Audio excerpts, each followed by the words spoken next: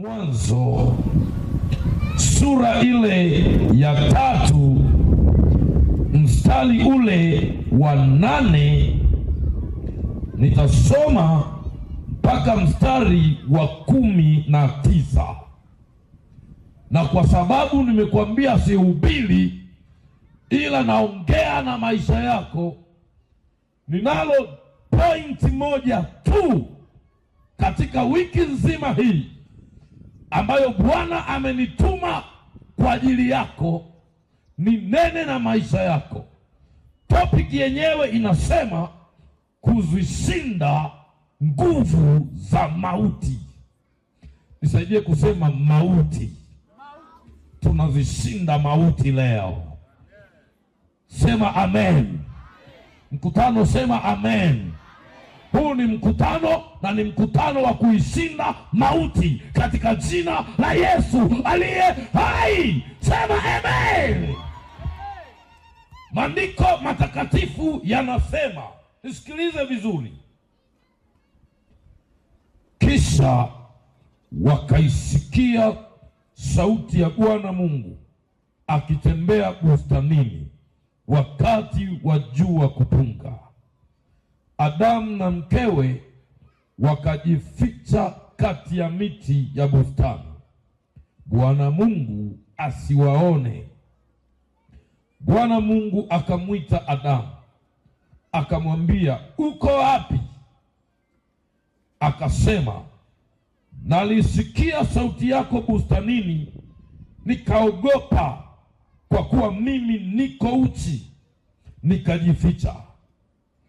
Akasema, ni nani aliyekuambia ya kuwa uko uchi?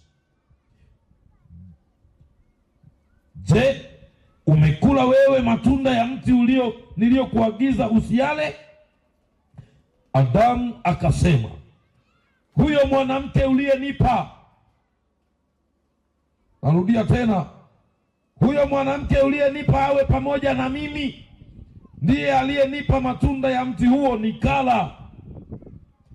Bwana Mungu akamwambia mwanamke, ni nini hili ulilolifanya? Mwanamke akasema, ni nyoka alinidanganya. Naomba tuseme wote, nyoka alinidanganya. Bwana atusaidie sana. Bwana Mungu akamwambia nyoka, kwa sababu umeyafanya hayo, wewe umelaaniwa kuliko wanyama wote na kuliko hayawani wote walioko mwituni. Kwa tumbo utakwenda na mavumbi, yaani udongo, utakula siku zote za maisha yako. Nami nitaweka uadui kati yako na huyo mwanamke, na kati ya uzao wako na uzao wake, na huo uzao wake utakuponda kichwa, na wewe utamponda mwanamke kisigino. Akamwambia mwanamke, hakika nitakuzidishia uchungu wako, na kuzaa kwako kwa utungu utazaa watoto, na tamaa yako itakuwa kwa mumeo, naye atakutawala. Akamwambia na Adamu, kwa kuwa umeisikia sauti ya mke wako, ukala matunda ya mti ambao nalikuagiza nikisema usiale, ardhi imelaaniwa kwa ajili yako. Kwa uchungu utakula mazao yake siku zote za maisha yako. Michongoma na miba itakuzalia, nawe utakula mboga za kondeni. Kwa jasho la uso wako utakula chakula, hata utakapoirudia ardhi ambayo katika hiyo ulitwaliwa, maana wewe umavumbi na mavumbini utarudi. Bwana Yesu libariki neno hili, tusaidie kuishinda nguvu ya mauti katika jina la Yesu. Kila mwenye pumzi na aseme amen. Mkutano, Bwana asifiwe. Nisikilize vizuri rafiki yangu mzuri. Maneno haya mazuri tunayasoma kwenye kitabu hiki cha Mwanzo. Kitabu hiki kinaeleza historia na habari ya kuumbwa kwa mtu mpya, dunia mpya na vitu vipya. Nisikilize vizuri. Nje ya maandiko kuna long scripture ambayo ukurasa wa mwanadamu wa kawaida hauelewi, lakini mimi Katekela ninayo kibali ya kuusema, maana na uelewa. Jamani, amina. Nisikilize vizuri, nikupe historia kidogo. Mimi Mungu ameniokoa kutoka mikononi mwa kuzimu, na wakati sijaokoka nilikuwa mwabudu shetani. Najua watu wa hapa mnafahamu, mwaka jana nimeeleza sana. Bwana asifiwe. Na huko nimeingia huko nikiwa bado kijana mdogo, na nimesoma shule za huko. Nimesoma mpaka nikapata masters, nikawa ni kiongozi mkuu, nafasi ya 7 katika idara za kishetani kwa vyeo 9, na nikawa mimi ni chifu wa vyama vyote vya kichawi Afrika ya Mashariki na Afrika ya Kati, na nikawa ni daraja la 3 la utawala wa chifu satanike, chifu satanisti na chifu satanist. Nilikuwa ni mtawala mkubwa, nina elimu kubwa ya kuona, ya kushuhudia, ya kusikia na praktiko, yaani vitendo. Lucifer ambaye ndiye shetani, mungu wa kuzimu, mimi namjua na ninamfahamu, sio kwa kufunuliwa ndotoni, hapana. Nimekaa na yeye, nimeshuhudia vikao vyake na kafara zake na agenda zake na maadhimio yake juu ya dunia. Nimesoma elimu za kwake. Kuzimu nimefika, sehemu inayoitwa Shiole Mapikizie nimefika na nimeishi. Nimefika hata Taratalose, nimefika Hieda Gdaniel. Ninaijua kuzimu ilivyo.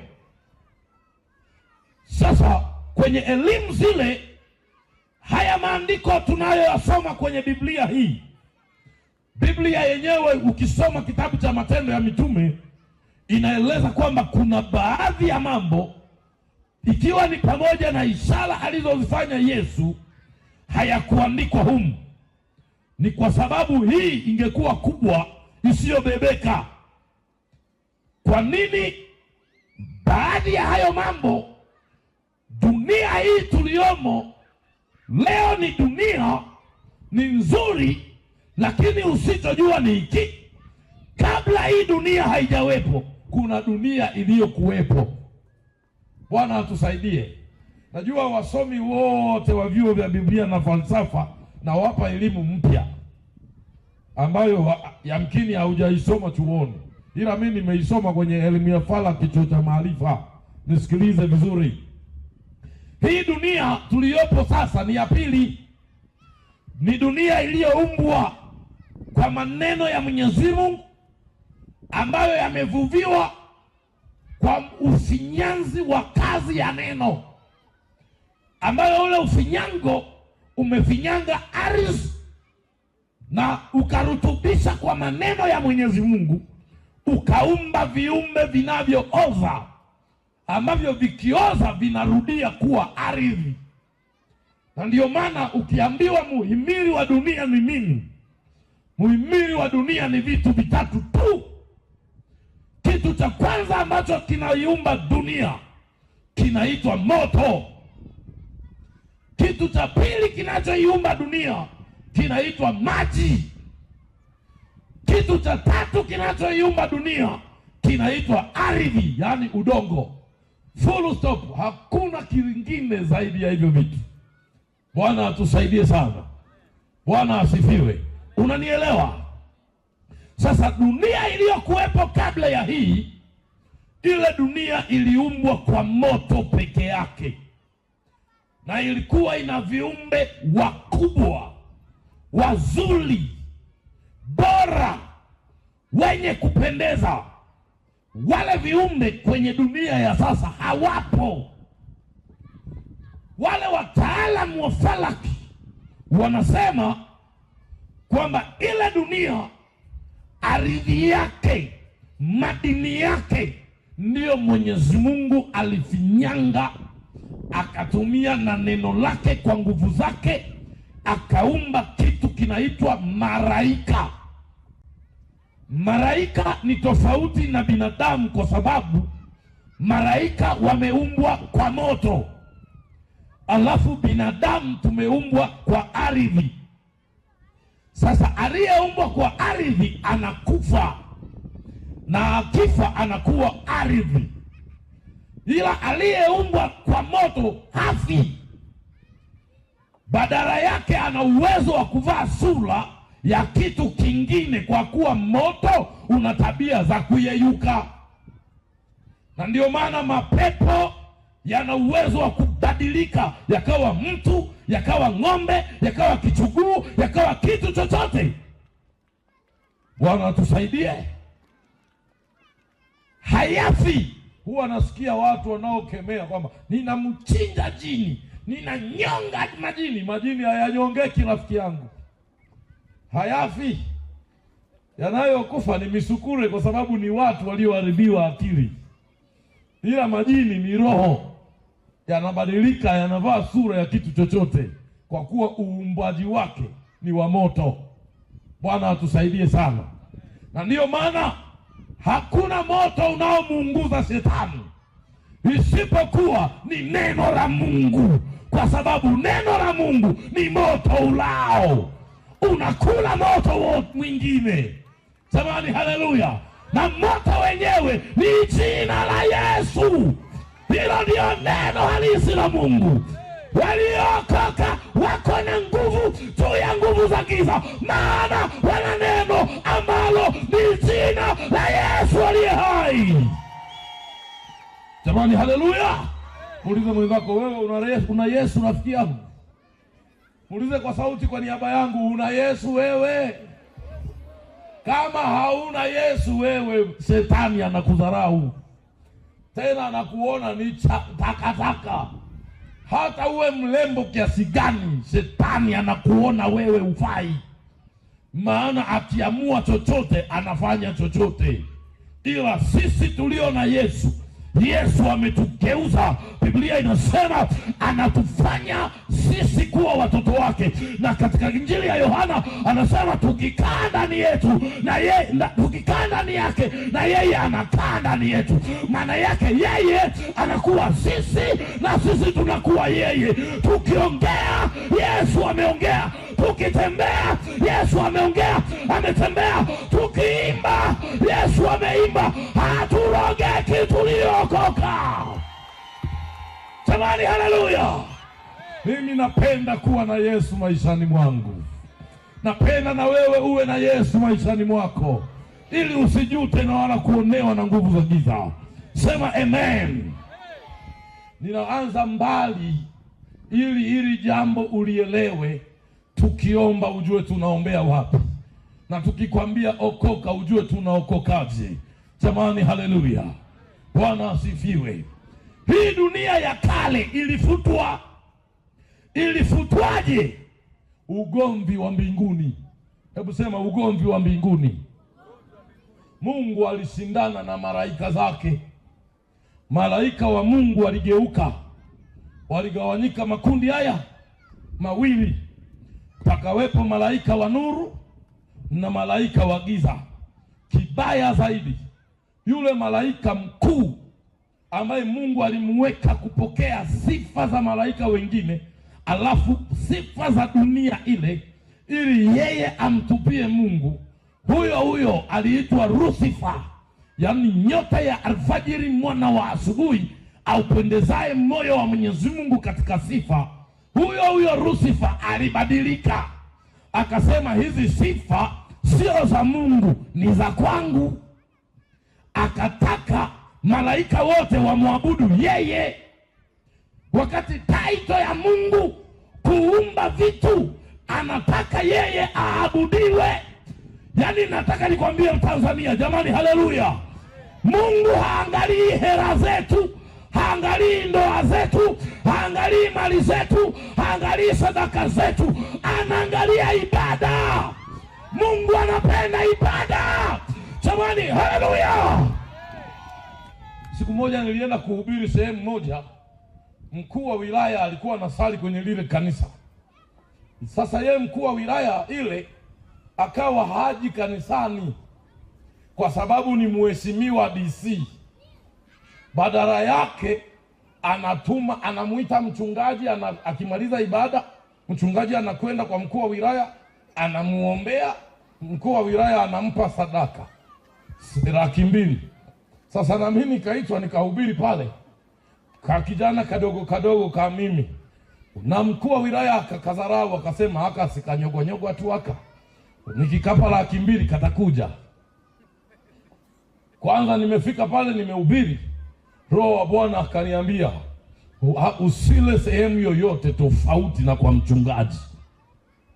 Na mimi huwa namheshimu sana Roho Mtakatifu. Nikaanza kufanyia kazi maelekezo ya Roho Mtakatifu. Wakati nahubiri kama kawaida Ijumaa, mchungaji akaniambia tuna mshirika nguli, jicho la serikali. Nikasema ndio, huyu ni mheshimiwa sana, Mungu amemfanya awe mshirika wetu. Nikasema sawa. Hajaji kanisani. Nikasema hiyo ni moja, huyo sio mshirika, ni mshirikina. Yaani sifa ya mshirika ni mtu anayeenda wapi?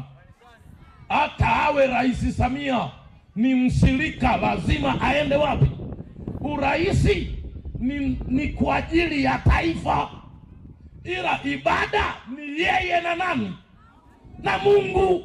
Jamani, nataka niwaambie Watanzania, Mungu anahitaji ibada. Mungu anahitaji ibada.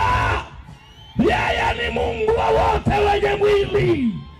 Jamani, haleluya. Nikamwambia yule pastor, huyu haendi kanisani eti kisa ni mheshimiwa. Hapana bwana, mimi siendi kwake. Kama anataka niende kwake, aje kanisani, maana Mungu akunituma kwake. Amenituma wapi? Kanisani. Mchungaji nikamwambia mwambie DC aje.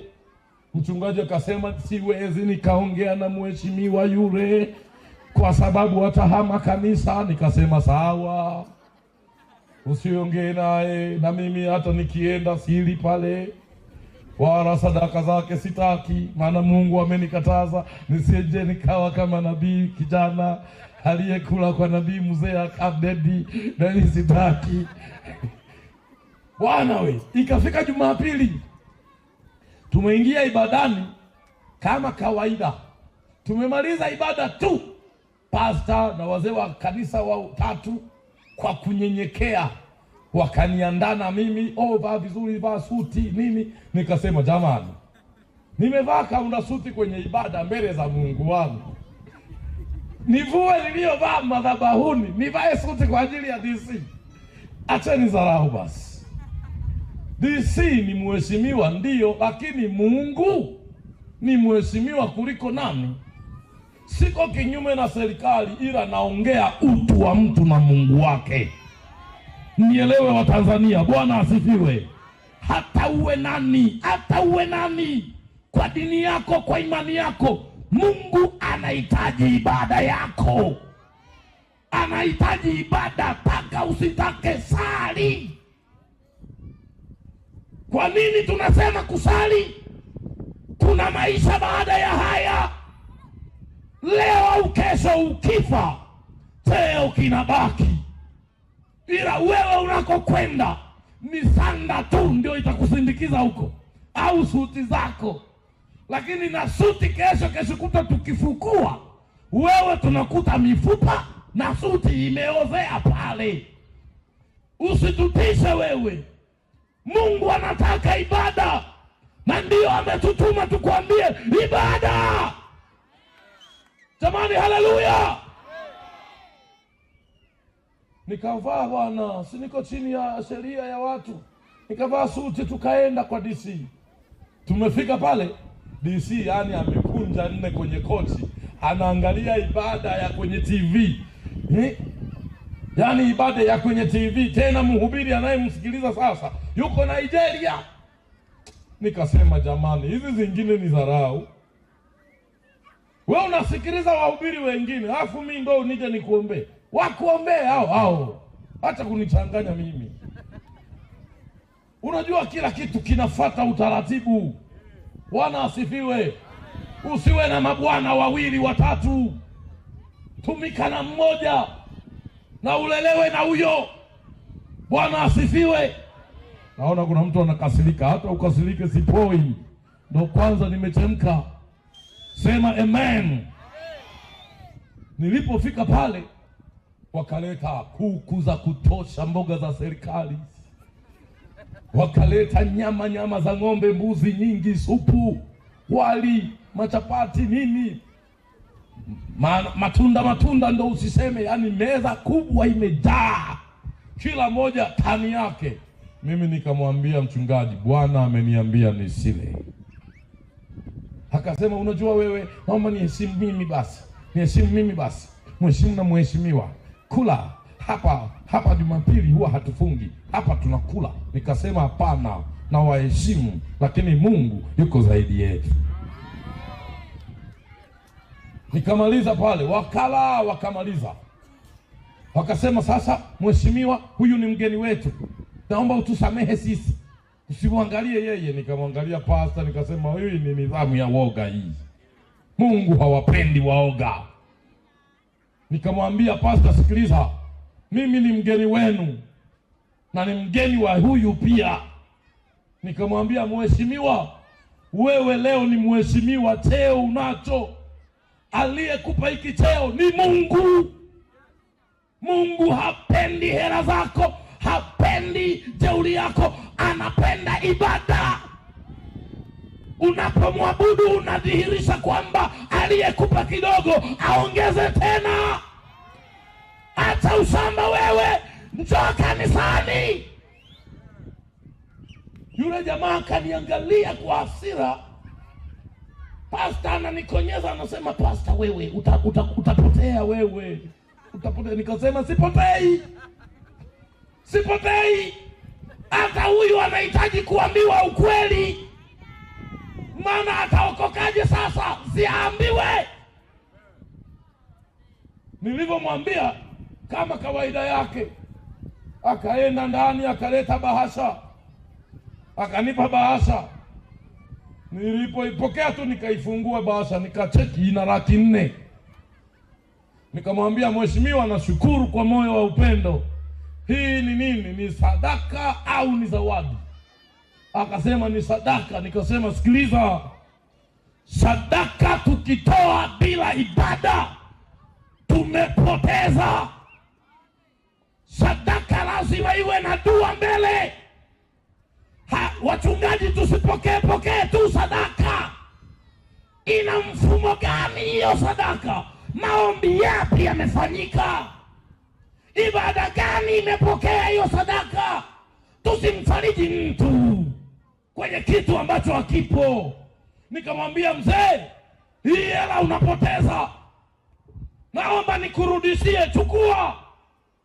Wewe hujasali. Unafikiri sisi kuomba kwetu ndio kuna kupatanisha na Mungu, lakini Mungu anatuangalia sisi wachungaji kama tulivyo, na wewe kama ulivyo. Mbele za Mungu hasimami pastor, hasimami DC, hasimami dokta, hasimami nani. Anasimama Amieli, anasimama Swenya, anasimama Elisha, anasimama Daudi. Hakuna cheo, sote ni binadamu. Mungu anataka ibada. Hata kama kama unaumwa, Mungu hakuangalii kwa magonjwa yako, anaangalia ibada yako. Kwenye Zaburi sura ya 91 ule mstari wa 14, Biblia inasema, kwa kuwa umekaza kunipenda na mimi nitakuokoa na kukutukuza. Sasa unakazaje kumpenda? Lazima umwabudu, tena katika roho na kweli. Jamani, haleluya! Watanzania, haleluya! Bwana asifiwe. Kanisa, walokole, haleluya! Watu wa Iringa, haleluya! Lazima uelewe kanuni hii ili nguvu mbaya za adui zikushindwe. Tambua thamani ya ibada kwenye maisha yako. Bwana asifiwe sana. Hata huo unalipwa mshahara milioni 50, milioni 40, ni za kwako, ila Mungu anataka ibada yake. Kwa hiyo Mungu alichokosana na ile malaika, waliharibu ibada yake. Badala ya kumsifu Mungu, wakamsifu Lucifer. Lucifer akashawishi serusi ya malaika, akaipotosha, wakaanza kumuunga mkono. Matokeo yake kilichofanyika, Mungu akahamisha nguvu za kivita, akamvika nguvu malaika aliyeitwa Mikaeli. Mikaeli anatoka enzini kwa Mungu. Aliposhuka kwenye ile enzi ya Lucifer, kilinyenyuliwa kiti cha enzi cha Lucifer, ilinyenyuliwa heshima ya Lucifer, vinanda vya mwilini mwake, heshima yake na vitu vyote, na malaika wote waliokuwa wanamuunga mkono. Biblia inasema wakachomolewa mbinguni, wakatupwa mpaka kuzimu, na hata mahali pao mbinguni hapakuwepo tena mpaka milele ijayo. Hapo sasa ndo ikaanzishwa kuzimu. Bwana asifiwe. Chuki ya Mungu baada ya ule ugomvi, Shetani alipotupwa kuzimu na akapewa jina Shetani, Mungu akaamua kupoteza kumbukumbu za ile dunia. Maji mengi yakatoka chini, yakazima ule moto na viumbe vyote vikapotea, na Mungu akapanda maji kutoka angani, dunia yote ikafurika maji pote. Ndiyo maana ukisoma Biblia hii ina conclude hivi: hapo mwanzo Mungu aliumba mbingu na nchi, nayo nchi ilikuwa ukiwa na utupu, na roho ya Mungu ikatulia juu ya uso wa vilindi vya nini? Vya maji. Maana yake ni maji yaliyogharikisha dunia ya kale. Nisikilize, Bwana asifiwe. Kwa hiyo hii dunia tuliyopo ni dunia ya ngapi? Ya pili. This is long scripture, hautaipata kwenye theolojia ya chuoni, lakini iko kwenye falaki. Wanajua wana falaki. Bwana asifiwe sana. Sasa huyu Mungu, kwa nini naongea mfano huu? Ikiwa aliifuta ile dunia, hii dunia ni nzuri, lakini ina viumbe vinavyokufa. Dhambi ikitawala, Mungu anafuta thamani ya vitu vyovyote. Hata maombi yaweje, maombi ya mwenye dhambi mbele za Mungu ni kelele, huwa hasikii chochote. Na ndiyo maana ametutangazia Mungu ya kwamba sio jukumu lake, ila ni jukumu letu wanadamu, kwamba iweni watakatifu kama mimi Mungu nilivyo mtakatifu. Maana yake hatufanywi watakatifu, tunajifanya wenyewe kuwa watakatifu. Jamani, haleluya! Wangapi wananielewa? Punga mkono. Hata ukikasirika nisikilize tu unielewe. Bwana asifiwe. Mungu akaumba sasa vitu vipya. Akaumba mbingu mpya, akaumba jua, akaumba mwezi, akaumba nyota, akaumba mchana na usiku, akaumba wanyama, ndege, wadudu, mimea, nchi kavu na bahari, samaki na kila kitu. Lakini siku ya sita, akijua ya kwamba Shetani yupo, tena yuko yeye ana wazo baya, maana ya kutawala, maana ya kumiliki. Huu ndio uhai wa mwanadamu. Hebu mwambie mwenzako, uhai wako ni kutawala. Mwambie tena, uhai wako ni kumiliki. Kuna wengine wanaambiwa kwamba wewe ulishakufa, halafu wanasema mimi sijafa, sinapumua. Anachomaanisha huyu aliyekwambia umekufa ni tofauti na wewe ulichoelewa. Akikwambia umekufa, maana yake ni kwamba uwezo wa kumiliki, uwezo wa kutawala, uwezo wa wewe kuwa vile Mungu anavyotaka, Shetani ameshaufisha. Maana yake chochote unachofanya kitakuwa under control of devil spirits. Usione mambo hayaendi. Kuna hali isiyo ya kawaida. Yule Shetani aliyetupwa, aliyesababisha dunia ya kwanza ikafutwa, moyo wake ni mbaya. Bado unataka kuharibu maisha ya watu walioumbwa ili kutawala. Mungu alipoumba utawala ule, ilikuwa ni target ya mwanadamu, ili hii dunia iwe yake. Nisikilizeni niwaambie, Bwana asifiwe. Jamani, haleluya. Watu wa Iringa, haleluya.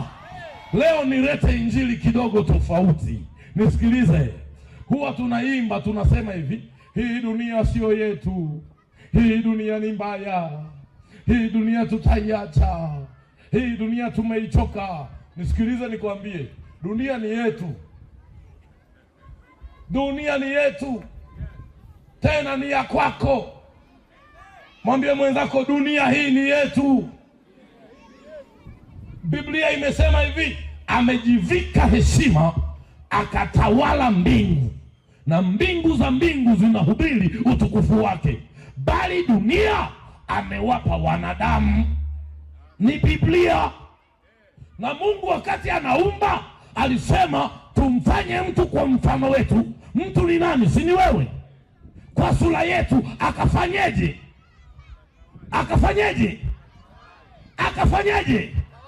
Akatawale nini?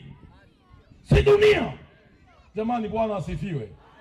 Rais wetu, mama yetu mpendwa Samia Suluhu Hassan, si ndiye mtawala mkuu wa serikali ya awamu ya 6? Si ndiye mtawala wa Tanzania? Hivi rais wetu Samia Suluhu Hassan akija hapa Iringa alafu akaanza kusema mimi sio Mtanzania, Tanzania nimeichoka, hivi tutamwacha atuhutubie?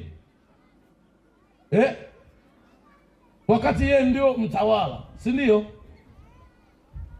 Tunampenda watu wake, tunamuamini mama yetu, anakaa Ikulu, anaamua nchi yetu iendeje, na sisi tunafurahi. Leo akisimama akasema nimeichoka Tanzania, sitaki Tanzania, tutamsikiliza? Tutamsikiliza? Kwa nini? Kwa nini? Anaonyesha kwa maneno yake yeye siye nani? Sio Mtanzania.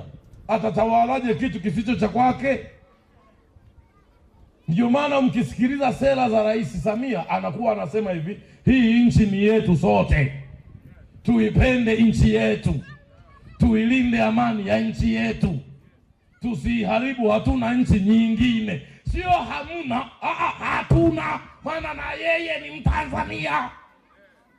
Sasa ninamaanisha hivi, hii dunia ni yetu.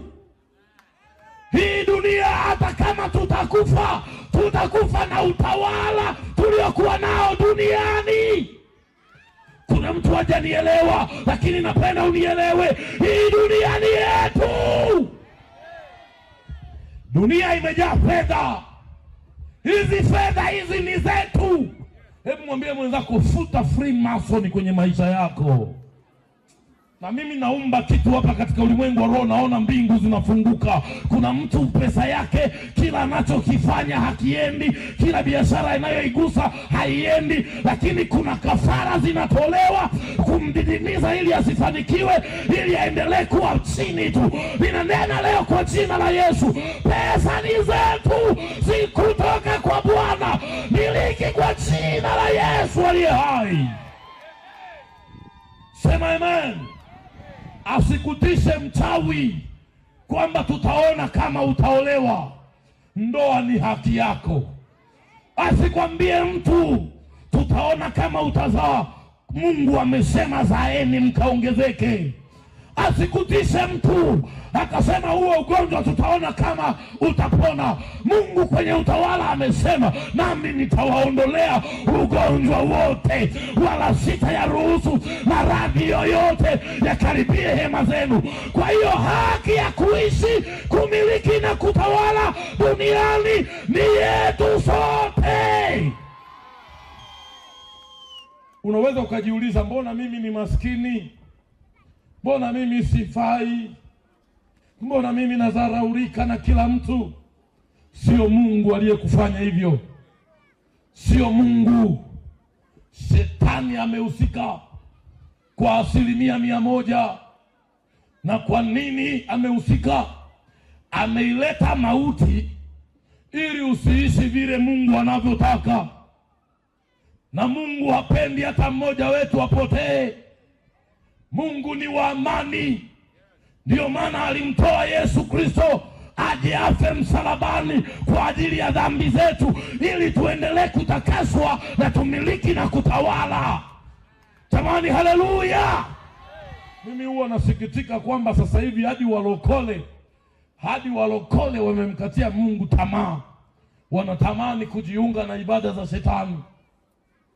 Nasikitika walokole wanatumia dawa kwenye biashara, wanatumia hirizi, na wakati Mungu ni wa kwao. Mungu ni wa kwako.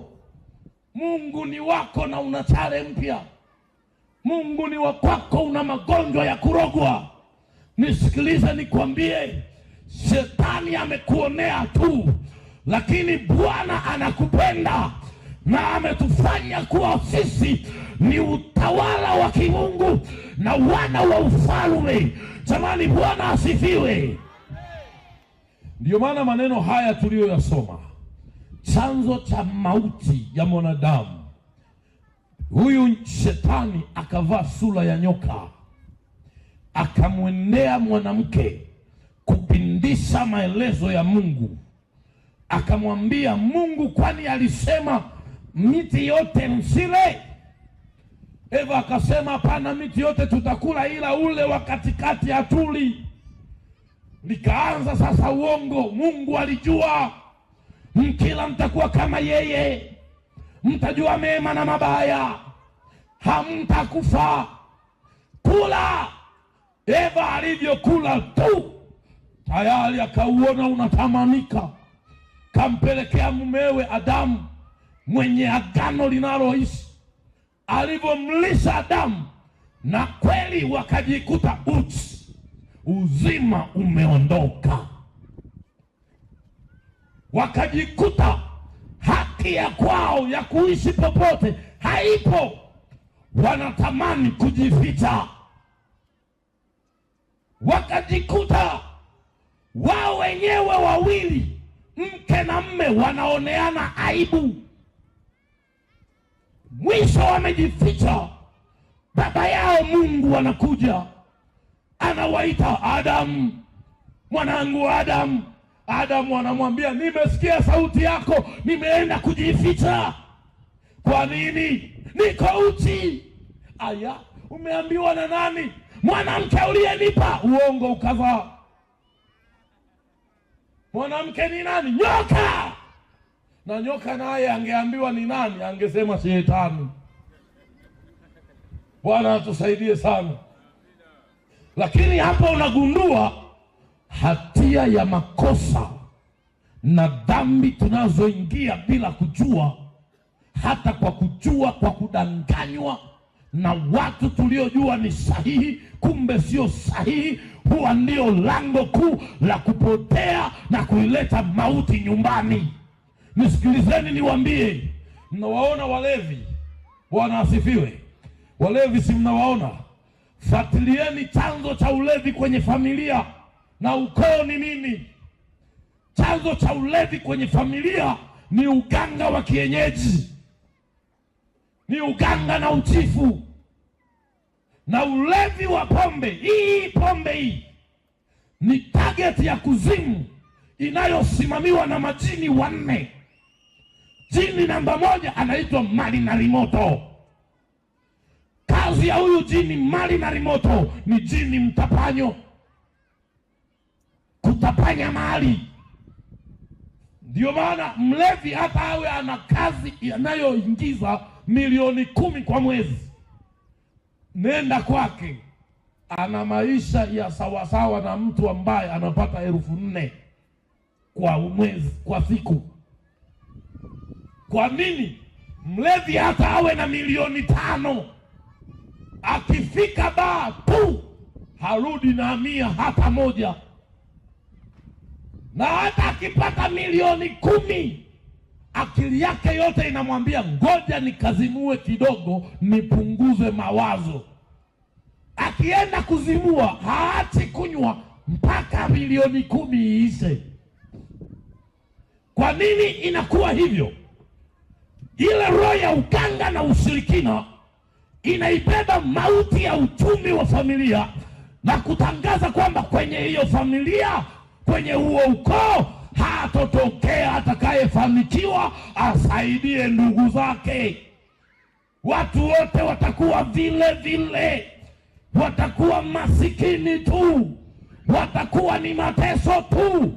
Ndio maana kama ni mume wako mlevi, hata waleti yake kuiona ni msalaba.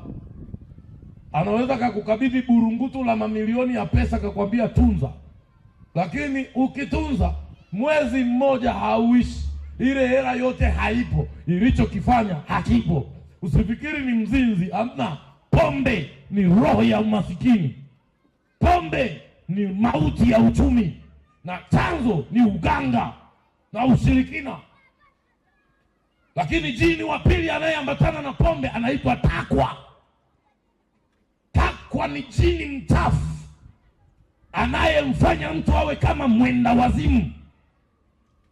Ndio maana mlevi akilewa, namba 1 ananuka, lakini yeye hajui kama ananuka, tena anajiona ni msafi. Lakini pili ni mchafu kuliko. Mlevi haoni shida kukalia kinyesi na hajui kama ni kinyesi, anajua ni perfume. Mlevi haoni shida kulala chini amevaa suti. Mlevi haoni shida kula chakula cha jararani. Hata zinaa mlevi haimzuii, ana uwezo wa kuzini barabarani. Ndio maana wanasema pombe haina akili. Kwa nini inakuwa hivyo? Jini takwa ni jini kichaa anayeharibu uhalisia wa akili wa mtu na kumfanya afe kwenye maendeleo ya uchumi wake. Na ndio maana maandiko yamesema mpe kileo yule aliye karibu na kupotea. Yaani pombe inapoteza akili na kumfanya mtu alizike na hali yoyote alionayo. Lakini jini wa tatu aliye ndani ya pombe anaitwa Mahurunati. Huyu Mahurunati ni jini mwenye tabia ya kulandisha umasikini wa ukoo. Alivyokufa babu na mtoto wake na mtoto wake na mdogo wake na ndugu zake. Na ndio maana unaweza kukuta babu alikuwa mlevi, na baba ni mlevi, na kaka ni mlevi, na dada ni mlevi, mdogo wake ni mlevi, na wewe ni mlevi, na mtoto wako ni mlevi, na mjukuu ni mlevi. Sasa nyumba zenu ni kuue ni kusamehe. Ni masikini kalungu yeye kafulambwa. Usiuone umasikini. Roho ya ulevi haijaja tu. Kuna agano lilitolewa kafara kwa kudanganywa na madhabahu za mashetani hawa waliopotosha baba yetu Adamu na Eva. Bwana atusaidie, Bwana atusaidie. Lakini jini wa 4 aliye ndani ya pombe, huyu anaitwa Shatu Arimumfuris. Shatuu alimfris ni jini ambaye anafanya kazi ya kupotosha kumbukumbu ya umiliki.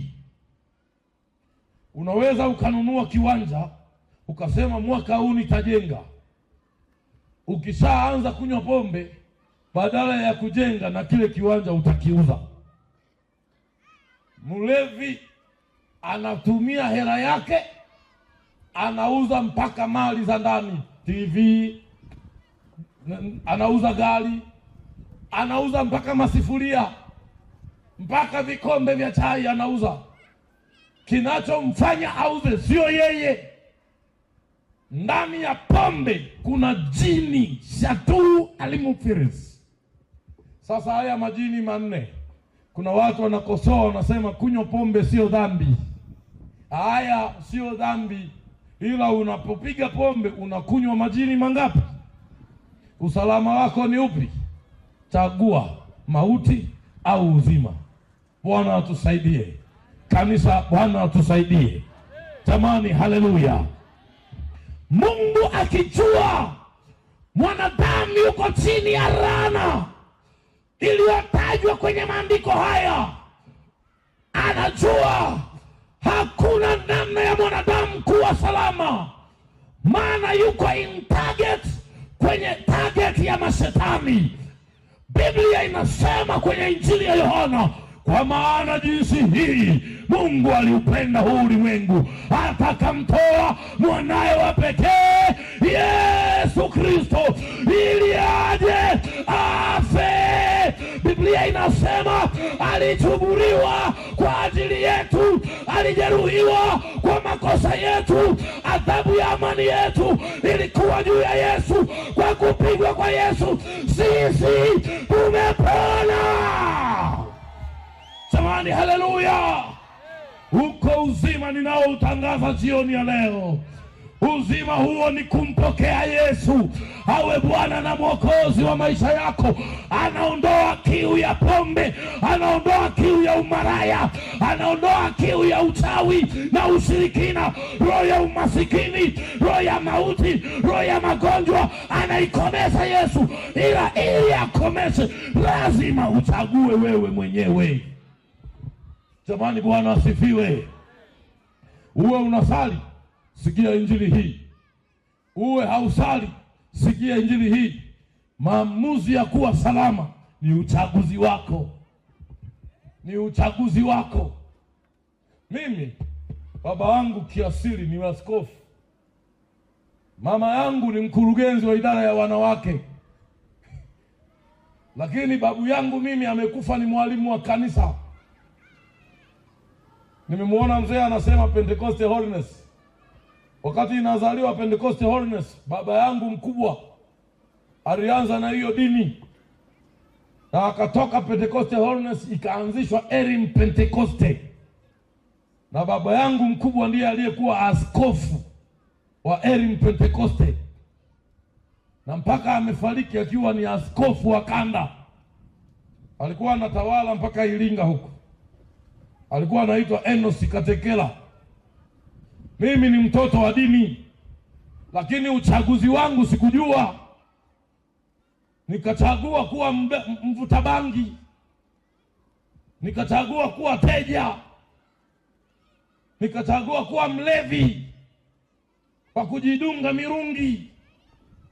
Matokeo yake nikaishia kwa waganga wa kienyeji, na mwisho nikatumbukia kuzimu. Elimu ikapotea, maisha yakaharibiwa, wenzangu wakafanikiwa. Nilikuwa nasikitika majuzi, nimekutana na mwanafunzi tuliyemaliza naye darasa la 7. Mimi darasa la 7, mwaka niliomaliza shule, nilikuwa mshindi wa kwanza mkoa mzima. Mshindi wa kwanza, alama 247. Na nilipangiwa kusoma sekondari ya Mzumbe ya vipaji maalum. Lakini shetani akanipindishia akili. Badala ya kwenda sekondari nikaenda fala kikuzimu. Wanafunzi tuliyesoma naye darasa la 7 nimekutana naye ni OCCID. mkuu wa kitengo cha upelelezi cha wilaya ananiangalia, anasema, wewe ni pasta? Unakumbuka wewe ule mtihani wewe ndio uliniservisha? Leo mimi ni askari bwana. Nikacheka nikasema na mimi ni pasta. Bwana atusaidie. Bwana atusaidie. Uchaguzi wako. Mwambie mwenzako, chagua leo sasa. Leo nataka tuombe pamoja maombi ya uchaguzi. Kama ni uzima chagua, kama ni mauti chagua. Ila Yesu ameondoa mauti, amekuja mwenyewe kuwa uzima. Jamani, haleluya. Mimi nisingekuwa hivi nilivyo sasa. Nisingekuwa hivi nilivyo sasa. Saa hizi ningeshakufa. Lakini chanzo ni zile dhambi. Yale maisha ya kipagani yale. Ule umaraya, uzinzi ule. Ule uongo, ushirikina. Na nilikuwa najivuna kwamba baba ni mchungaji. Lakini hakuna mtu anayeniona nikiyafanya hayo. Nilianza kuvuta bangi. Nachukua bangi na iweka katikati ya karatasi. Huku naweka majani ya mpapai, huku naweka tumbaku. Alafu najificha chini ya mwembe polini. Navuta. Lakini kumbe mmea wa bangi ukiingia hapa utakufichua tu. Nikashangaa nalala chini ya mti nyumbani. Naona majani ya mti anapeperuka, naona ni Ronaldo Brazil anacheza mpira. Na mimi nikaanza,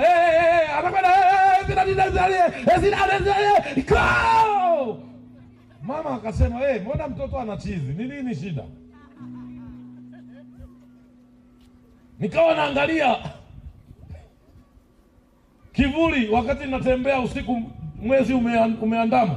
Kivuli kinaandama ukutani. Mimi najua sio kivuli changu, ni Diamond Platinum wanaimba. Na mimi naanza, nimpende nani, nikiruka mguu hivi naona kama Diamond amevua nguo, na mimi navua zote. Naanza kuruka uchi. Walivyonifuatilia wakakuta bangi. Matokeo yake nikaanza kusahau kuoga. Nikawa navaa kaptula kamekatiwa humu. Natembea nimevimbisha kifua, maana watu wote na waona ni tutoto, mimi tu ndo mkubwa. Akiongea kwa sauti naona, oya mwanangu, punguza tempa mwanangu, shusha tempa, mtoto wa kiume nimetulia, au sio mwana, kula benga basi. Natembea kama dunia ya baba, kumbe ndo mauti hiyo. Na mshukuru Mungu kwa huruma. Kwa kupigwa kwa Yesu nikapona. Lakini kuwa hivi nilivyo, niliamua kuchagua kwamba sasa inatosha. Nimechoka kumtumikia shetani, ninamhitaji Yesu. Nataka nikwambie hivi, jamani, haleluya. Hayo magonjwa unayosema ni ya ukoo, wewe kwako yapo kwa kodi namba. Kodi namba ni wewe.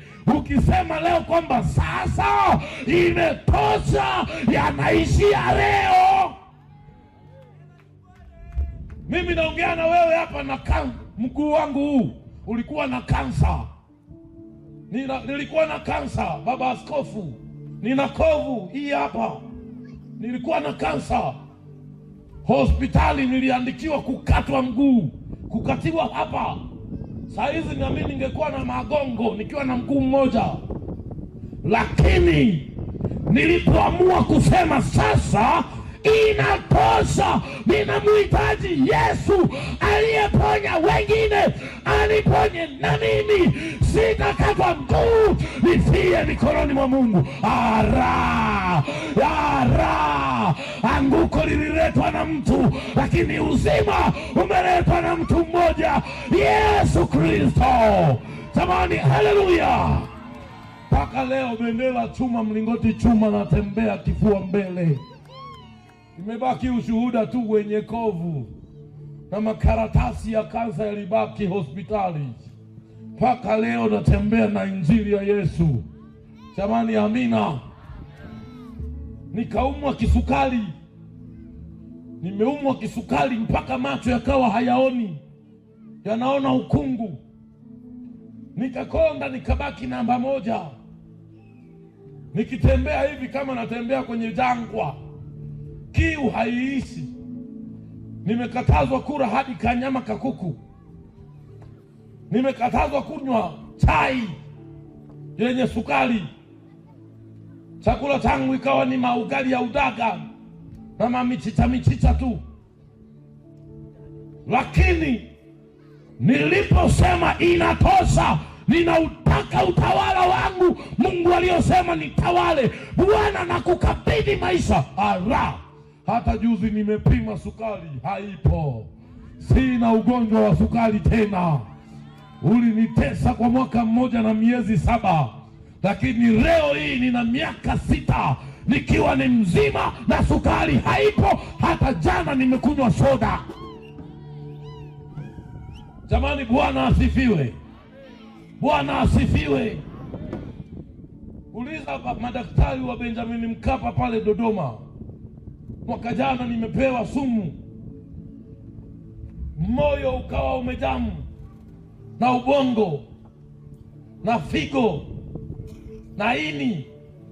Napewa majibu kwamba ini limeathirika 72%, figo 67%. Wananiambia wanapambania uhai wangu, lakini kupona ni ngumu. Mimi nikasema hapa, ngoja tuone. Wakati nimejua mauti inamaliza maisha yangu, nikakumbuka Yesu alishakufa msalabani kwa ajili yetu. Na mimi nikasema heri kuangukia mikononi mwa Bwana kuliko kuangukia mikononi mwa wanadamu. Wanadamu watanishauri, lakini jibu la mwisho ni Yesu. Nilipoinua macho yangu, imani yangu, nikasalenda, nikasema Bwana, wewe ulimaliza haya msalabani. Madaktari wameniponya, wamenitibu, lakini imebaki zamu yako. Fanya kazi yako sasa, mwanao na ngoja. Hauwezi amini, mtu wa Iringa, nataka nikwambie, nimerudi pale check up, wanacheki ini, wakakuta limetoka 72% za infection, zimebaki 21%. Wakakuta na figo kutoka 67 mpaka 23. Wale madokta wakarokoka, wakasema hata sisi tunamuogopa huyo Mungu wako, maana ikiwa amekuponya ini na hiyo figo, haina haja umeze dawa, bado atakuponya na magonjwa yote. Jamani, haleluya! Ninamtangaza Yesu ambaye ana uzima. Haogopi mapepo, haogopi majini. Yeye ni neno la Mungu lenye uzima. Ukimwamini huyo, hautaumia tena. Jamani, haleluya! Bwana ananiambia niombe na wewe. Yesu, asante Yesu, asante Yesu, asante Yesu. Sema tu asante Yesu. Mkutano wote sasa sema asante Yesu. Sema tu asante Yesu. Kuanzia sasa ninazivuka beria, ninazivuka beria zinazoharibu maisha yangu, zinazotangaza uharibifu juu ya hatima yangu. Kwa jina la Yesu, mimi ni mshindi, mimi ni mshindi, mimi ni mzima, katika jina la Yesu, katika jina la Yesu, katika jina la Yesu, katika jina la Yesu. Waombaji unaweza kuomba, omba sasa na mimi katika jina la Yesu. Na ukiweza weka mikono yako juu ya watu hawa. Ninanena juu ya mkutano wote huu, eneo lote hili. Asante Roho Mtakatifu kwa utawala wako na nguvu zako. Ninanena operesheni ya kimungu, ninanena kutambua shauri la mauti juu ya maisha ya watu hawa. Ninanena kuvunja mamlaka za kuzimu, ninanena kufitini umiliki wa hatima, vifungo vya kuzimu juu ya maisha ya watu hawa, kwa jina la Yesu aliye hai, kwa jina la Yesu aliye hai, kwa jina la Yesu aliye hai. Haya roho roho za majini na kuzimu, roho za majini na kuzimu, roho za umasikini